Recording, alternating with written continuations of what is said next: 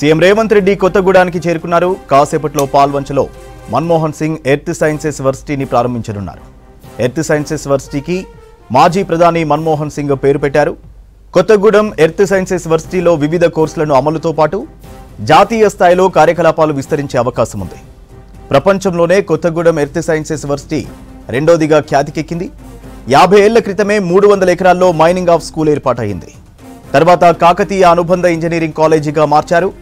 తాజాగా earth sciences యూనివర్సిటీగా update చేశారు. గతంలో నిర్మించిన భవనాల్లోనే ఇన్నాళ్ళు ఇంజనీరింగ్ తరగతులు జరిగాయి. కేటీపీఎస్ సిఎస్ఆర్ కింద ₹1 కోటి నిధులతో వర్సిటీ యూజీ తరగతులు నిర్వహిస్తున్నారు. సింగరేణి సంస్థ సిఎస్ఆర్ నిధులు రిలీజ్ చేయడంతో 2.41 కోట్లతో ప్రధాన బ్లాక్తో పాటు హాస్టల్ వసతుల కోసం బిల్డింగ్స్ నిర్మించారు. సీఎం రేవంత్ రెడ్డి కొత్తగూడానికి చేరుకున్నారు. కాసేపట్లో పాల్వంచలో మన్మోహన్ సింగ్ ఎర్త్ సైన్సెస్ వర్సిటీని ప్రారంభించనున్నారు. ఎర్త్ సైన్సెస్ వర్సిటీకి మాజీ ప్రధాని మన్మోహన్ సింగ్ పేరు పెట్టారు. కొత్తగూడెం ఎర్త్ సైన్సెస్ వర్సిటీలో వివిధ కోర్సులను అమలుతో పాటు జాతీయ స్థాయిలో కార్యకలాపాలు విస్తరించే అవకాశం ఉంది. ప్రపంచంలోనే కొత్తగూడెం ఎర్త్ సైన్సెస్ వర్సిటీ రెండోదిగా ఖ్యాతికెక్కింది.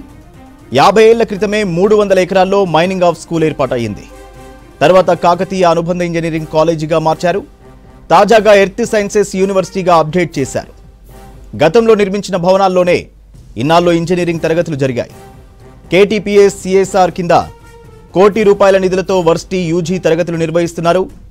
సింగరేణి సంస్థ సిఎస్ఆర్ నిధులు రిలీజ్ చేయడంతో 2.41 కోట్లతో ప్రధాన బ్లాక్తో పాటు హాస్టల్ వసతుల కోసం బిల్డింగ్స్ నిర్మించారు. సీఎం రేవంత్ రెడ్డి కొత్తగూడానికి చేరుకున్నారు. పాల్వంచలో మన్మోహన్ సింగ్ ఎర్త్ సైన్సెస్ వర్సిటీని ప్రారంభించారు. ఎర్త్ సైన్సెస్ వర్సిటీకి మాజీ ప్రధాని మన్మోహన్ సింగ్ పేరు పెట్టారు.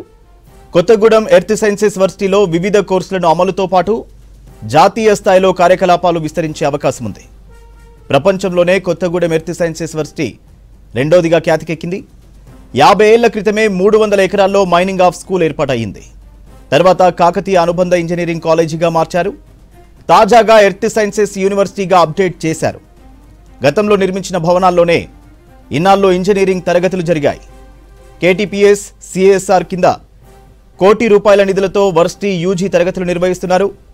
సింగరేణి సంస్థ సిఎస్ఆర్ నిధులు రిలీజ్ చేయడంతో 2.41 కోట్లతో ప్రధాన బ్లాక్తో పాటు హాస్టల్ వసతుల కోసం బిల్డింగ్స్ నిర్మించారు.